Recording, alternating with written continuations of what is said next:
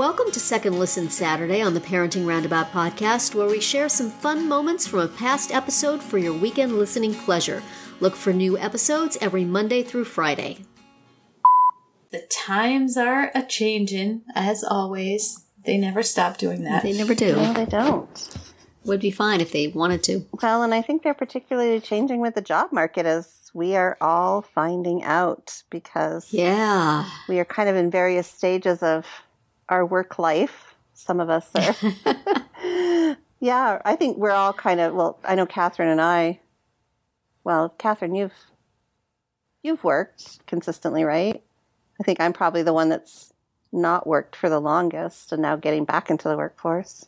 That's hard. I mean, I've always been doing something freelance-ish, but right now I'm kind of looking into going back on staff somewhere, and it's a whole new world, that's for sure. Wow. There are a lot of young people in it, this new world. Yes. Very, very young people. And just even the technology, I mean, I like to think I'm pretty up on stuff, but Yeah. when I see what else is out there, it's kind of a bit freaky. I don't know. So I guess it's kind of what we're talking about today, isn't it? What is it like out there in the job market, and what are our work lives? Is it too late for us? What's going on in the market for us personally? What's happening with work? Catherine, do you want to maybe? Yeah, you're the one who has the Got the potential, greatest potential change at the moment. Yeah. So, since a lot of my freelance work has been dwindling, which it has been for a while, and particularly the compensation has been dwindling, which is really hard. I've just been kind of, as they say, low-key looking for something, which means I have various alerts set up for jobs and keywords and things. And, it's very interesting, the stuff that I get.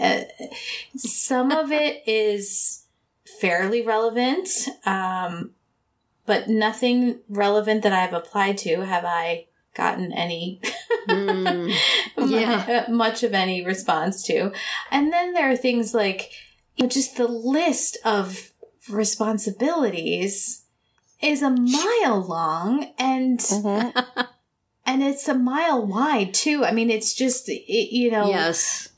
covering so much stuff, and I'm like, gosh, I'm not qualified for this, even though I have so much experience. I don't have experience in these 100 different skills. Right. Yes. So that's something I'm noticing for sure. Mm-hmm. Are they skills that you just already have that you never really paid it? Like, I don't know. Are they just really making something up to make it up? Well, it could be that. Some of it is, I have alerts set up for editing, and so I get video editing quite a bit. So I'm trying to weed those out. But, a lot of times when it's some kind of communications position, they want you to be able to write and edit text, create videos, edit videos. They want you to be able to create web pages, build web pages, tons of different things. And I mean, do new graduates know how to do all this stuff? And I'm just too old and too specialized in what I'm doing. I don't know. I find that weird. Yeah. Wow. Yeah, I do too. It's and the ones that a lot of the times you find these ads that they're written real snappily, like super clever, right? Just say what the job is, Right. Don't be cute. But I do wonder who these jobs are aimed at, because I'm pretty sure they're not aimed at people my age. They're aimed at kids just coming out of college. But there's there's so much. So I guess that they're just throwing stuff at the wall. You know, it's like I'm just hoping that somebody will try to do as much of it as possible. I know enough now to know where my skills are, and that some of these things I would not be good at, and some of these things I would be good at, but I don't want to do them anymore. And so it's like I'm often trying to find copy editing work or proofreading work, and I just want to do that. You know, I don't want all this other cutesy stuff. I just, you know, I don't know. It seems like the people who are putting out the ads don't really know what they want. Right. Or what these jobs entail. Yeah, I often get, you know, apply for a copy editor or a proofread job and they ask for a portfolio. And I'm like, a portfolio of what? Like my Word documents with track changes on? Is this what you're looking for? Yeah, it doesn't really work that way. Not so much a portfolio with copy editing and proofreading. So this tells me that you don't really know what the job is that you are asking people to do. Right. Which bodes extremely poorly for what working there is going to be like. Yeah. Right. Yeah, it's good for kids collecting experience. Sure, I'll do that for, 3 months and then I'll go someplace else. Yeah, you know, it's disappointing because I do feel like, you know, I've been freelancing for such a long time and the idea of actually working with a group, with a team, was kind of appealing, you know, after this break. I mean, I work with you guys and, you know, it's various of my jobs, of my freelancing jobs have felt more team oriented than others. Yeah. You know, so it's not like I don't have any experience doing that, but I do kind of miss it. So yeah, that's one of the reasons why I'm, you know, kind of just keeping an eye out and seeing what options are out there. Yeah, I do sometimes think it would be nice. It would be good for me to get out of the house because I work at home and I have for quite a long time now. And, you know, maybe it would be good for me to get out with other adults. And maybe it would be good for my family to see less of me because I feel like I don't wear well. You know, I'm always stressed or I'm always working. I'm not around. If I could go to a workplace and then come home. But you know what? I know probably I give myself 3 months and I would be like, I don't want to do this anymore. I want to go home. I want to work at home. I had such a good deal. Why did it ever change this? Even when I was a young person, I only like year and a half was my standard time. And then I went someplace else. So now I don't think I'd have the patience for it. And I also would feel 100 years old based on the workplaces I've seen recently. Right. They don't want me there. I would remind them of their grandma. But that's because they wouldn't appreciate your knowledge and your experience. They would not. They would not. And they should because I will make their jobs easier with it. But yeah, people are so young. Catherine, will you have to commute? You know, I'm looking around. I have my alert set up for a pretty wide area just because, you know, there's not a ton available right where I live. But, you know, I'm sort of those places that are farther away. My hope would be if I were to ever get something there that I would be able to transition to doing some of it at home. So I wouldn't have to drive so far. So. Yeah, that's nice. You can work that out. But, you know, if I can be mostly in an office that is reasonably close to home, I think that would be fine too. So. Right. I might miss my dogs and they might miss me. Isn't that the truth? Yes, it would be traumatic. Yeah, I've just kind of, I'm re-entering the workforce in a totally different capacity than what I'm used to. Yeah. So that's in addition to, I guess, being on my own, being independent in terms of the work that I do, and then using new skills and different skills than what I would usually use. And then, because now I have to apply more business savvy to what I'm doing, and more technical skills, public speaking, which is not my forte, but I have to make it my forte.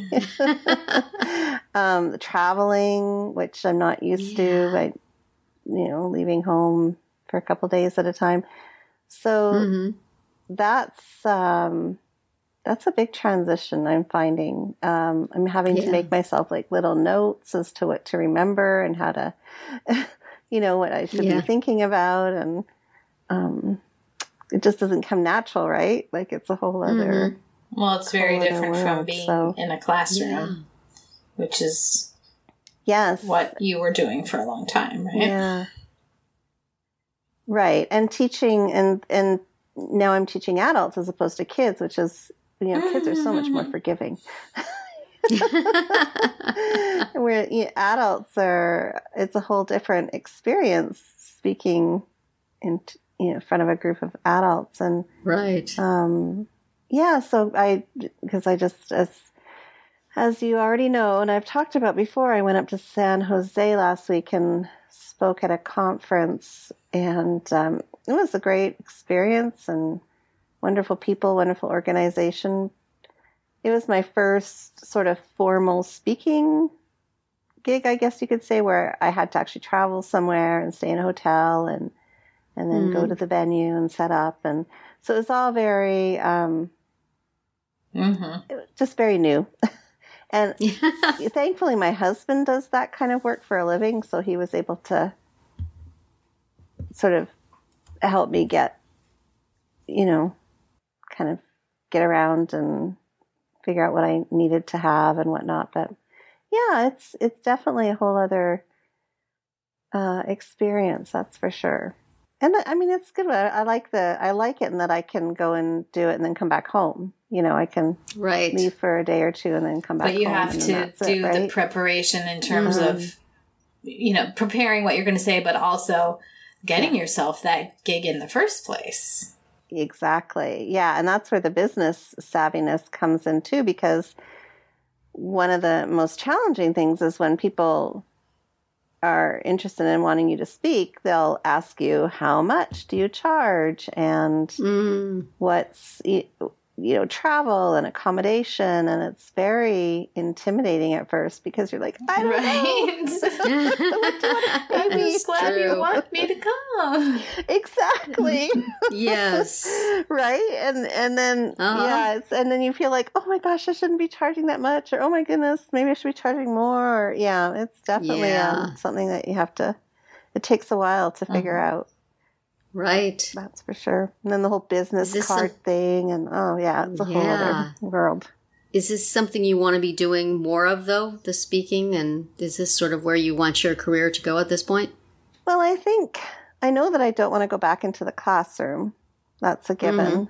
I like the idea of working with adults and talking to teachers. That's something I've always wanted to do, is to sort of be a mentor or at least share ideas with. I kind of think, it could work, right? It could work because my kids are older and I don't need to worry about what's going on at home. I can just do what I need to do, right? Like when I... Yep. And... it would keep you off of social media. Social media, exactly. And... yeah, I have that freedom now at this point in my life. I couldn't imagine doing it when my kids were younger. It would be very stressful to have to fly around and then of course the uncertainty of when you're going to get a paycheck too, right? Because it's like a consulting situation. When do you get paid? So I think it's a nice. Do you get paid? Yeah, exactly. I think if I could do it once in a while, that would be great. Once in a couple months, which is it's shaping up like that right now anyway. It looks like I've got 4 coming up in the new year. So that's great. Wow.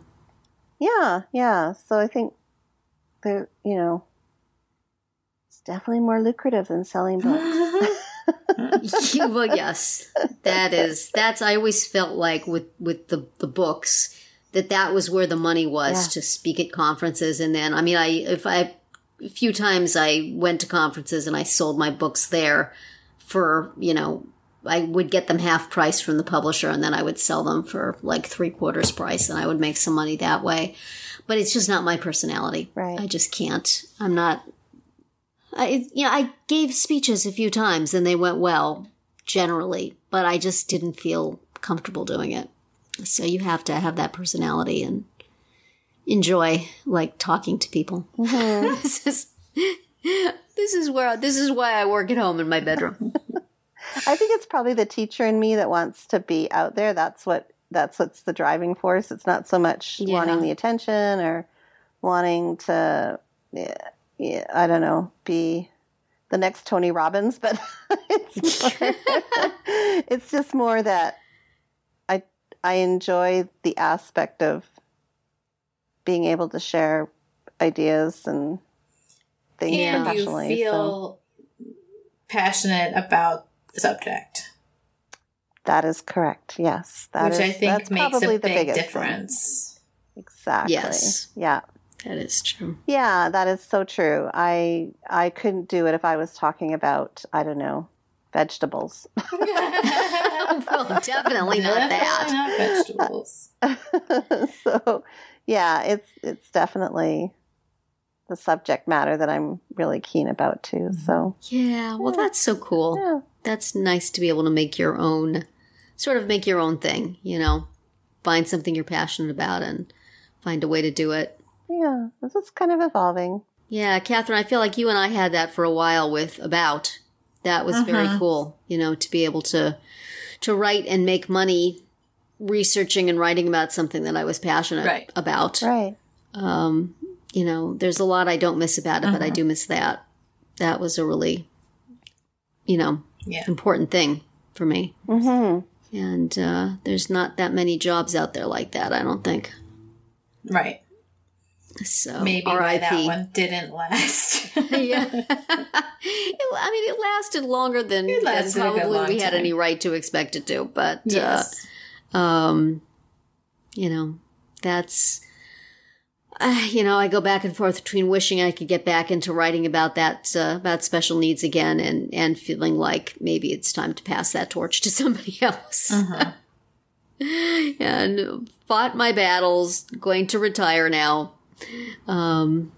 Maybe I don't want to be pitching myself as an expert, because then people are going to look at how things are going in my house and say, wait a minute. No, they're going well. They're going fine. They're going great. Everything's good. But I don't necessarily feel like I know everything. Or sometimes anything. But I think that always amazes me when people are able to market themselves as an expert in something. Yes. Yes. And I look at them, I'm like, oh, well, I know everything they know. Yeah. But I've never thought of myself that way, Right. I've never. Yeah. So, yeah. I mean, we were called experts at About, but that was not our choice. Right. I do think about it, and I do get the job alerts for various things. Mm-hmm.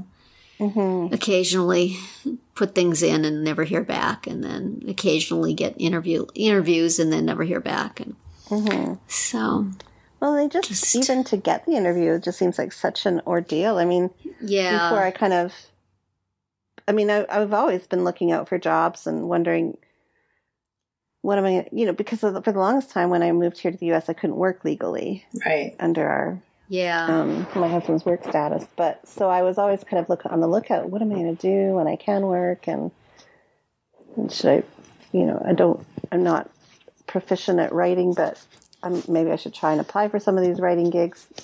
But just the expectations of what they, when you go to apply and what they want and samples, and it's overwhelming.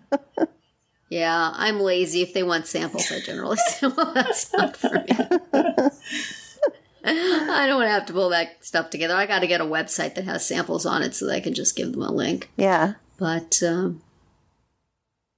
Yeah, that's a good idea. Yeah. Well, stay tuned, I guess, as to what happens. Yeah. Something could. Yeah. You never know. Or maybe we'll just stand pat with what we got with our delightful podcast that does not pay. But it's fun. I tried to get a gig editing podcasts, and I got a couple of interviews, but it didn't work out. So. See, yeah, I mean, I think it is... I got from one place, I got a couple what's great is that you added that skill to your repertoire, though. Yeah, how good it is, I'm not sure, but then at the same time, I thought things were going really well. I thought I had good, and then you just never hear anything. Yeah. And it's like, I know with my kids, to get them to apply for jobs and be interested in applying for jobs, I have to talk something up. Hey, how about this? You could do this. Wouldn't this be great? This would be so much fun. I could see you doing this, and get them excited about it so that they'll apply, and then they hear nothing. And so I feel so bad, but then I do the same thing for myself. You know, you see something and it looks cool, and sort of in spite of yourself, you think, yeah, I could do that. I can see myself doing that. That's cool. I'm going to put this resume in. And then you're waiting, you're checking your email. It's just nothing. It's just, that's the way the world is these days, I guess. But, you know, it's hard not to, you know, invest a little bit in things. Sure. And get your hopes up. And I hate that. Right. I like to keep my hopes down. So I'm getting excited about their job potential, and then never, you know, it affects me too when they don't get things, and then I have my own things. Yes, we've talked before about how you're the career I feel resource person for your entire household. Yeah, for my kids and my husband and me. Yeah, so it's you try not to get invested, but I feel like it used to be different. I think the internet has made things easier in that, you know, we can easily tap into this huge number of jobs available, and we can easily apply for them. But so can everyone else. So can everybody else. And so there's really so little chance for anything, and you don't really know. But, you know, every now and then there'll be something that I'll do something creative for the cover letter. You know, I'll put a little effort into it. Right. And then just nothing. And it's so disappointing. Yeah. You know, so then I just, the next 5, I just put it in the minimal. Yeah, consider me. Here's my resume. Yeah. Just throwing it over the transom. It's so disappointing. Yeah. Yeah, I applied for this thing at this, like some magazine or something to do with dogs, and I made the cover letter for my dog and put a picture of the dog and got this font online that looks like dog bones or something. And it seemed to be, you know, they had been so like a really enthusiastic job description, creativity and all this, and we love dogs. And all this. I thought, well, this will be really good, and then nothing. And then there was, you know, a couple of other ones that I was creative about. And then you feel like such an idiot. Like, why did I even bother? I took so much time for that away from things that are paying me. Right. I used to, for the longest part of my life, I had no problems getting jobs. One followed after the other. Doing something in the first job got me the next one and got me the next one. And then just now that is no longer the case. Yeah. That makes me sad.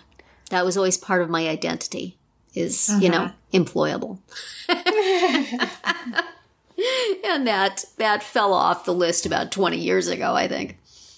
Well, freelancing is great, but then you lose that momentum. Yeah, and it's definitely a momentum because you're building your career and you're trying to get as much experience as possible, and things just kind of came, you know, one thing after another. It was easy, but now all of a sudden it's not so easy to make yourself employable and appealing, and it's hard. It's hard work. Right. Yeah.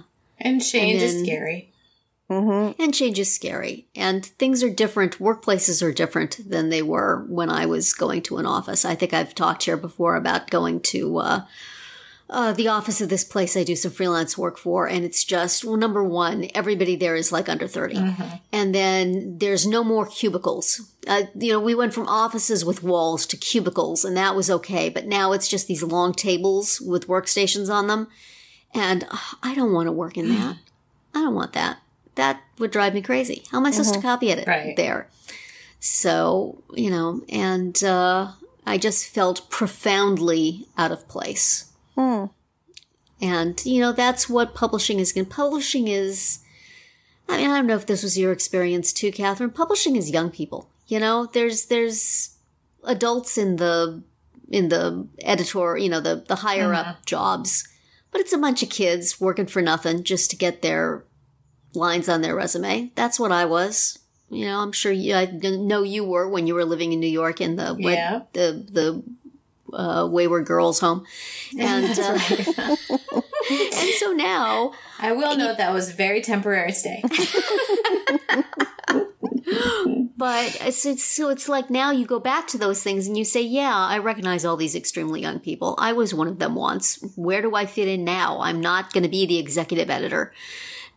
But I can't just be somebody, you know, in front of a workstation with 20-somethings. Right. It's weird. Yeah. Right. Yeah. Teaching is probably the same way to some degree, to get started again. Oh, my goodness. I couldn't even imagine this. You know, I look on Instagram and just how savvy teachers are these days.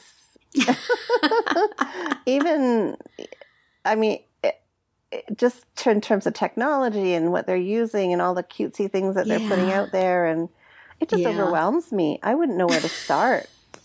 Yes. I don't, So be a consultant. Yes. You'll come in. Drop in. Tell them what to do. Parachute in. Tell them what to do and leave. Sell them a book and leave. So, yeah, because I can't even just can imagine the energy it would take. It's exhausting thinking about it. I'm glad I did it when I was younger, but I just don't know. Yes. I could not do it now.